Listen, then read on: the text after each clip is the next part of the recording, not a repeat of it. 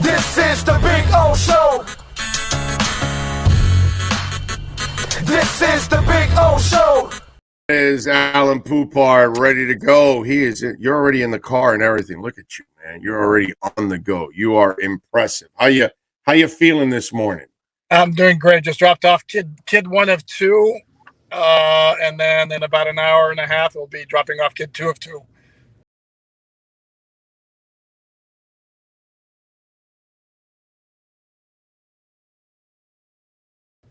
Okay, nice. There you go. Very active. Decent night last night at Genesis, by the way. It was the band sounded so good. Nick Collins is just an animal in the drums. It was the only thing is it's hard watching Phil, man. Phil can't it's he can't do all the things he used to do, man. And he can't hold the same notes, and he's got two singers behind him kind of helping him along the way. That's the only thing that kind of, for those of us that have seen them, you know what I'm saying, and seen them in their heyday, and you know how electrifying Collins was on stage, not just as a musician but a singer, and that's the only thing, my brother. It's hard to watch him, because he's kind of deteriorating. You know what I mean? But it was cool to see it one last time at least. And that's was one of my favorite bands growing up. And then I go back to the Peter Gabriel days also, predating Collins as the lead singer. But it's a great band. Yeah, man, it was good. They had a great set list. It was fun. And now tonight this afternoon I go to the Rock and Roll Hall of Fame. Did the NFL Hall of Fame yesterday, which was actually really cool, and had a listener stop over and meet me at the Hall of Fame and gave us some gifts actually. So it was really, really cool. Dominic, I got to show you want to know how. Let me show you the sense of humor that Dominic has. Okay, hold on.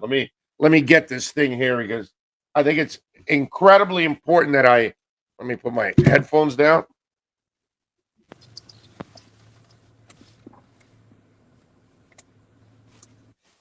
Okay. All right. So here we are.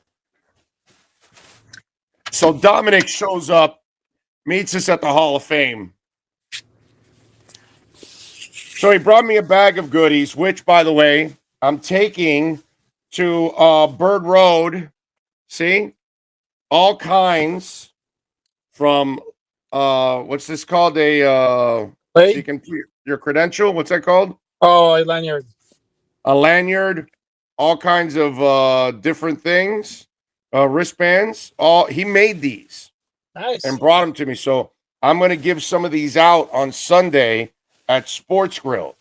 And so then he also brought me a special present because he knows that I'm a huge fan and a huge believer of the kid.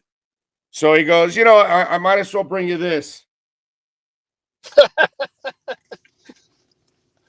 Okay. So Dominic brought me a Tannehill jersey, which is beautiful. Gotta love it. So Dominic, if you're watching, my brother, thank you so much. That was so kind of you to come out to the Pro Football Hall of Fame and meet us out there. And he brought gifts, which was just absolutely class. So, and thank you as always for watching the show and keeping it locked here. So that was actually very, very nice, my brother. So, what do you think about that? I'm thinking of hanging that Tannehill jersey in the back of the studio. Should I do that? That would work. And big right? Props to Dominic. Yeah. I did buy a brand new banner that I'm going to add to the back of the studio at the Pro Football Hall of Fame. It's really cool. I don't want to give it away. I want people to see it when we display it, but it's actually super, super cool. When was the last time you were at the Pro Football Hall of Fame? I was there once, and I want to say it was sometime in the early to mid 1990s. Okay, all right. So I've been to the. Go ahead. I was gonna say I've been to the Rock and Roll Hall of Fame as well, and love that tremendously. I haven't been there. I'm looking forward to that today. That's the one I'm looking forward to right now. I can't wait to do that. But by the way, they rearranged the whole Pro Football Hall of Fame from when you went because they rearranged it from when I went last, which was the Marino induction. That was the last time that I was here. So the question, what do you think? Does Zach get in this time around? Got a lot of nasty competition. I think he will eventually get in. I'm not sure this is going to be the year. But and again, if Brian Urlacher is in, Zach Thomas needs to be in. Yeah, I'm with you. But yeah, it's not a good year. There are a lot of good candidates that might make him wait another year. It's not quite as loaded as it was last year, but I think it might be tough this year. Well, the good news is it seems like the Dolphins might be facing Mike Glennon. I mean, not that Daniel Jones was scaring the hell out of me the way the defense is playing, but Mike, I have no idea where the ball is going. Glennon, I'll take that too. Yeah, you would think, and with Jones not being in the lineup, you remove the threat of a quarterback being able to scramble. That's right. Last I remember, Mike Glennon can't move. I mean, No. So he is a very, very tall statue back there, and the Giants' offensive line is not great. I can see another 5-6 sack day for the Dolphin defense. So let me ask you something, because you've been one of those guys that's been a bit of a detractor. Where are you now with Tua? Are you believing more that he can be that guy that you can build around and have success? Or are you still concerned that physically he doesn't have enough of the tools to succeed? Well, detractor, and I'm not sure detractor is the right word, but skeptic, I think I like skeptic. Okay, skeptic. Better. Okay. Here's what I've said about Tua is I have no doubt, and I've said this all along, that he can be a successful NFL quarterback, and he can be highly efficient, which is what we're seeing right now. Yeah. I mean, he is, as I've said, he's a point guard who's distributing the ball very, very well these days. I mean, he's being highly efficient. I'm not sure he's got the physical tools to become like a top 5 quarterback in the NFL, but you can win with Tua. The question is, how big can you win? And again, right now we're back to the formula of 2020, which is the defense is absolutely kicking ass. Now the special teams is coming off a big game where they produced that one monster play, and the offense needs to produce to a certain degree, but it's not, the Dolphins are not a team where the offense needs to carry the team for them to win. And I think that formula is going to stay the same. And the way things are operating right now, I mean, right now they look like a team that just about can beat just about anybody left on their schedule. It should the criticism of Chris Greer subside now overall, because it looks like most of the players are developing outside of Hunter and Noah because they don't play. Unfortunately, they got people in front of them, and really it's only the O-line. So, a lot of people wanted Greer and company fired in the front office. Should those people be backtracking now? Well, no question. I mean, you look at the top 3 guys they picked in 2021, and they nailed every single one of those guys. I mean, Jalen Waddle's the best offensive player on the team.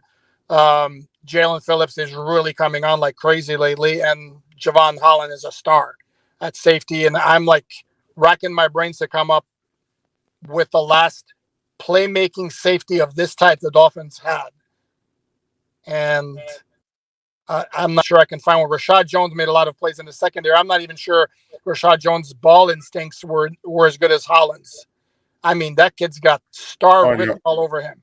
Yeah, no. Holland is a superior cover player over Rashad Jones every day of the week and twice on Sundays. Rashad Jones could never, ever play the nickel, where this kid, if you needed him, could actually play the nickel. He's a superior cover player over Rashad Jones. I would definitely go that far. I think the more impressive part that people don't talk about is your coach has an issue with a Pro Bowl caliber safety, and you're forced to trade him. And then the front office says, "All right, we'll go out and find another one." That's pretty awesome, okay? Because you think about it, The Dolphins have drafted two of the best safeties in the NFL in the last 5 years, young safeties in the NFL right now. Because I'm sure Minka and Javon are going to be considered two of the top young safeties right now in the NFL. Oh, no question. I'll tell you something else about Holland, and I know you've bemoaned the loss of Jakeem Grant. I'm going to tell you, I like Holland a lot more as a punt returner than you do, and don't be surprised if he breaks one at some point. I think that guy's a really, really good punt returner, and I think that's going to happen at some point. So no, but there's absolutely no question with those three picks. The 2020 class, again, Tua developing and playing really well right now is making it look better, but I mean, they're still hard to defend the picks of Austin Jackson and Noah Benogany, if we're going to be honest about it. Well, but Noah doesn't play, so we really don't know until, and I do understand why they did the Noah pick because of what happened with X that same offseason. So there is a method behind the madness, even though it doesn't look good right now. You know what I'm saying? But if you start to Tua's in that draft class, that's a pretty good pick, right? Isn't that considered a pretty decent pick overall? No, that's what I said is that the way he's playing right now, that's making that draft class look better. And to me, the fact that Noah's not playing is not a defense for the pick, because it's his second year in the NFL. He should be playing at the very least as the third or fourth corner, and he's not even that. I know, but we still have to look that in that draft, Raekwon Davis is playing. Robert Hunt. I think once you get a real offensive line coach, I think Robert Hunt develops into it. Brandon Jones is playing well, and Tua. So, I mean, and Austin maybe finds a home at guard, but if Tua turns out to be a good player, and Robert Hunt turns out to be a good player, and Raekwon Davis turns out to be a good player, and Brandon Jones turns out to be a good player, can I be honest? I don't give a shit what Austin Jackson does. Okay. If you nail Tua, your quarterback, you nail Raekwon Davis, Brandon Jones, and Robert Hunt, you had a hell of a draft already. That's it. If Austin Jackson turns out and Noah, it doesn't become a good draft. It becomes a great, great draft for this team. So let's not look at that entire draft and say, let's leave it all on Noah and Iggy. There's 4 other players that are actually performing for this team from that draft. No, I agree with you on that, but I'm just saying that if we're gonna analyze the good and the bad, that's part of the bad. And I would say that if Tua becomes like a stud at quarterback and continues to take his game up, another level, I'm not sure it matters if you nail the quarterback with the 5th overall pick in the draft. That's a good draft, regardless of what happens the rest of the way.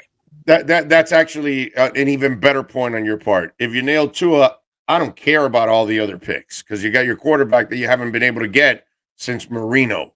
So you're right about that. But what I'm saying is, while we're waiting for Austin, while we're waiting for Noah, let's not forget Tua, Robert Hunt, Brandon Jones, and Raekwon Davis are from that same draft, and they're all performing. So, you start to look at it, and the year before, Christian Wilkins has turned into a good player. Andrew Van Ginkel's turned into a good player overall. Myles Gaskin is a terrific pick for a 7th rounder. And then all you're really waiting for out of that draft is Dieter. Dieter showed you some flashes, hopefully. And speaking of Dieter, my brother, because of the bad snaps, the injury, you kind of get a feel that you're going to see him this week. Hello, Sasan. By the way, and we still haven't seen what's it called? If Eichenberg can turn the corner, then that draft will be crazy. All right, now can you hear me? Yeah, we're back. All right, so from that draft that we were talking about, Wilkins is playing better, and Van Ginkel, obviously, and Dieter's another one from that draft. Speaking of Dieter, do you kind of get a feeling we're going to see him this week because of the bad snaps and the injury at center? They're like, yeah, we need to make sure we get his ass out on the field this week.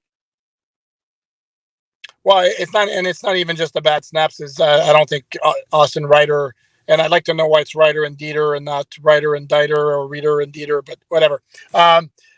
He had his struggles even beyond the bad snaps. So I do think that when Dieter's ready to go, they're going to activate him. And then, I mean, he practiced last week, obviously wasn't quite ready to go. My expectation is that this will be the week. No guarantee, but I would suspect he'll be back in the lineup this week. Let's hope so, man. That would be good if they can. And the other thing is, you want to feel a little better about that pick. If he can get these 5 games in, that would give them, anybody, whether it's this coach or the next coach or the next offensive line coach, the opportunity to really, address and see, this guy can play or he can't play. So I think for all of us, he was already showing a little something.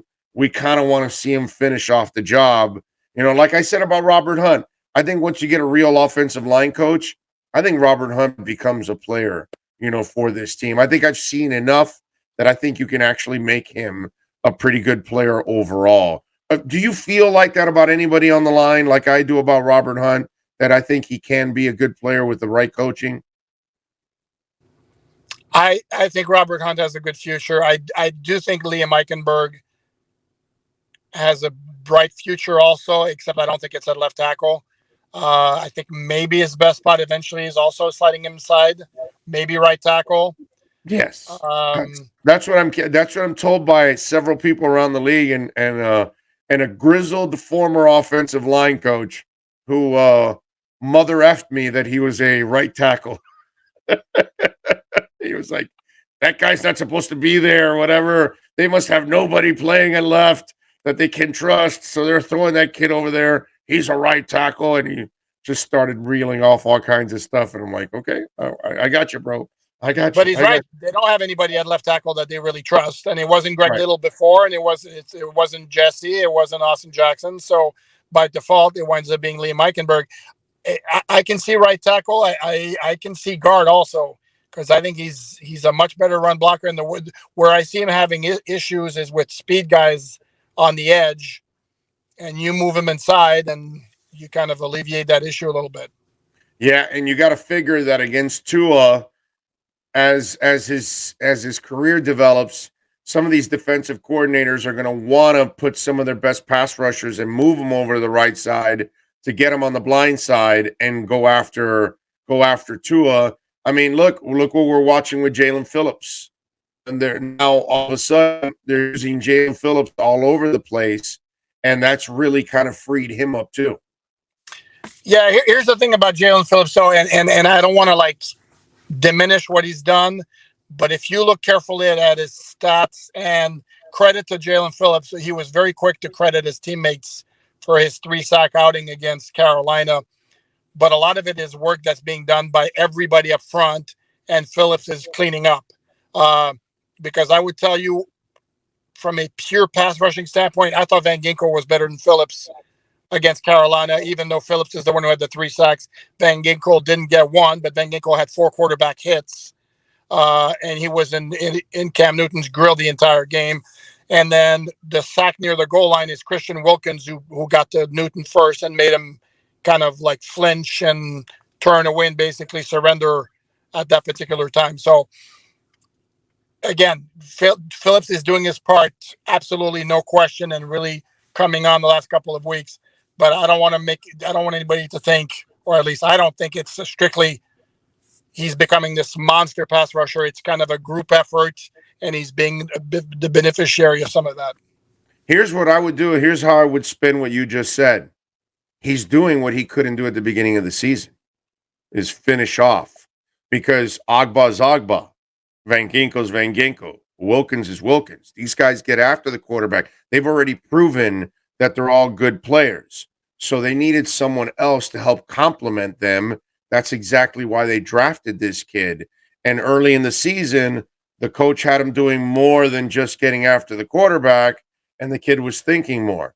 Now he's kind of released the Kraken and said, all right, kid, we're going to put you all over the place to get after the quarterback, and you complement these guys.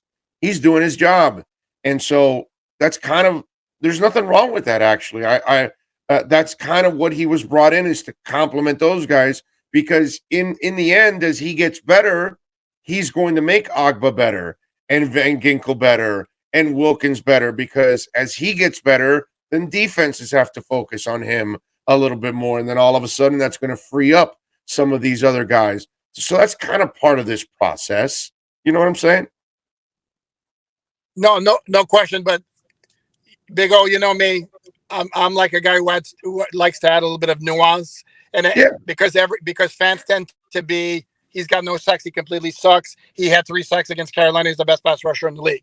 Where I kind of go, let's go like somewhere in the middle, where he wasn't a bust before, and now he's not all of a sudden Reggie White because he had 3 sacks against Carolina. The other thing also is, I don't know about you, but I kind of like the fact that I'm not seeing Jalen Phillips in coverage anymore, or at least very little. And I think that was overdue, because that guy was brought in, for me at least, to rush the passer. Let him rush the passer. No, I'm with you, dude. But the genius, it's hard to argue with the genius that is Flo. So, what can I tell you, my brother? I mean, he is the king of challenges.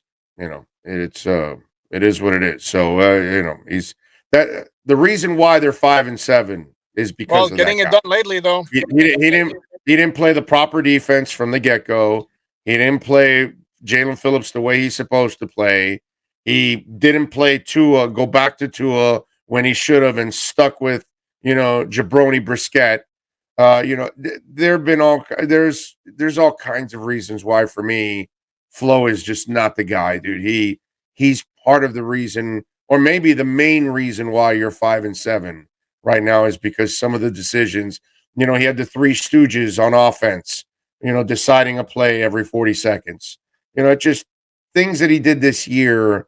I think he was his own worst enemy in setting the team back in many different ways throughout the season. And he's still doing it to a certain extent. Mac Hollins is not playing. You're still going to play Albert.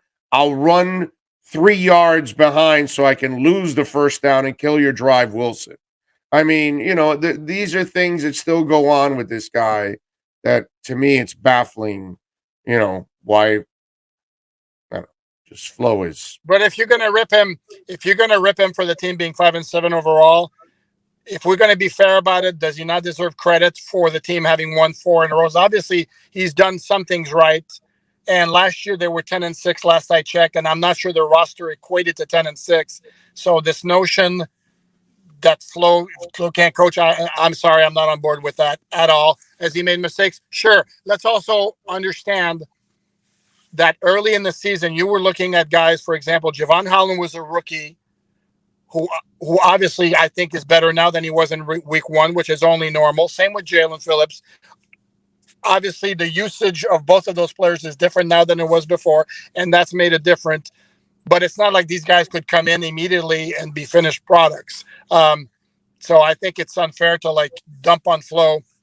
Oh no, it's completely fair, because what you do is you keep Bobby McCain so you can bring along Javon Holland. What you do is you keep Kyle Van Noy so you can bring along Jalen Phillips. What you do is you run the amoeba defense right from day one. You don't wait for halfway through the season.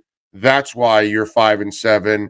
You don't get credit for 4 in a row, because you could have won more if you actually started the season with the same defense that carried you through 2 years. But somehow or another, you wanted to change defenses. So no, I don't give him any credit. It's his fault why they're 5-7. It's his fault why they're now behind the 8 ball and trying to get into the playoffs. It's his fault why he pulled a Panther-like start to the season, because that's what the old Florida Panthers used to do. They'd bury themselves in a hole, and then they'd kill themselves in the second half to fall short of getting to the playoffs. But in this case, most of it was self-inflicted, because it was Flo. Even to the quarterback position, he could have gone back to Tua even faster with the fractured finger, but he still did not. And because he was hard-headed, thinking he can still win with Jabroni Brissett. So, you and I are going to disagree on this one. But they won those games. They won those games even with Brissett starting. So that point is invalid. They won those games. What game could he have gone to two earlier? Baltimore, they won the Baltimore game. Houston, No, I'm they saying, won the Houston game. I'm saying no. In that same game, he started. In that same game, he started Jabroni when he could have started Tua in that game. Tua came off the bench after whatever injury that. Okay, but they still won that game regardless. I know that, but that's what I'm saying, that he put the team at risk by keeping Jabroni in that game, because Jabroni is a jabroni, is my point. That's why you just, come on, dude, play the guy that you need to play. He's not a Tua fan.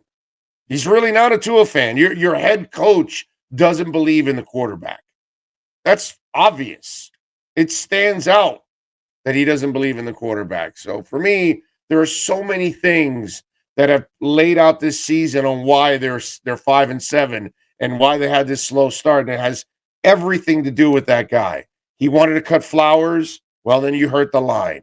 You know what I mean? He took forever to move Jackson to tackle. I mean, it's just whatever, man. It is what it is. I mean, I'm off the flow absolving him of all blame for the one start, but I think to put it all at his feet, I don't think it's fair, and I think he deserves some credit for having won the last 4 games. So, yeah, I'll give him. But we can agree to disagree on that. Yeah, we'll agree to disagree on that one.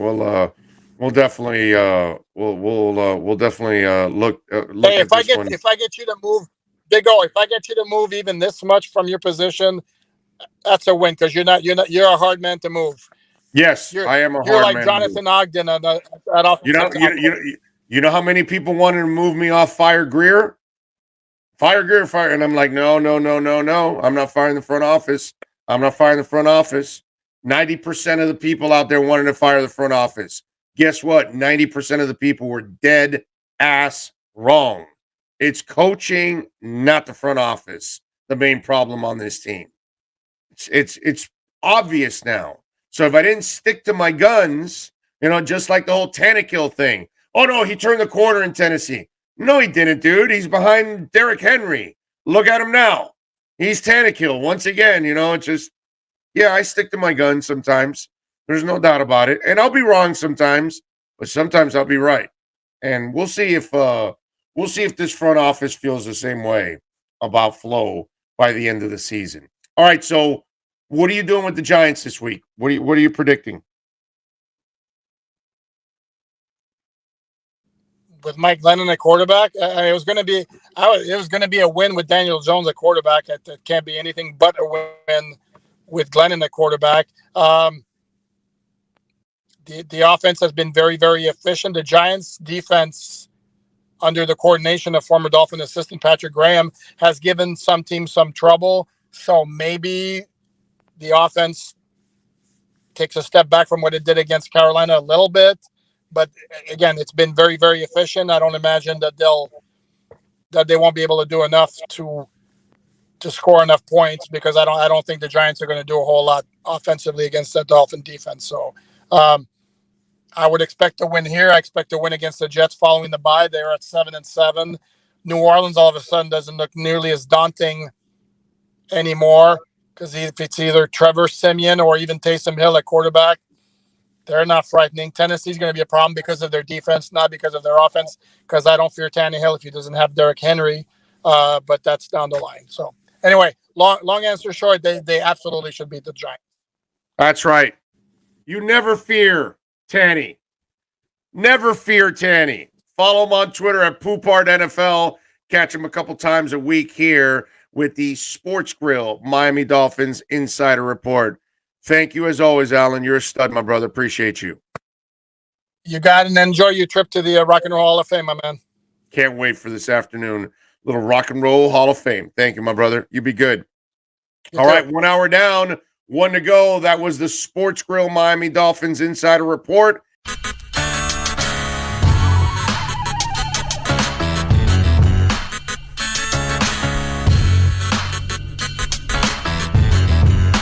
This is the Big O Show. This is the Big O Show.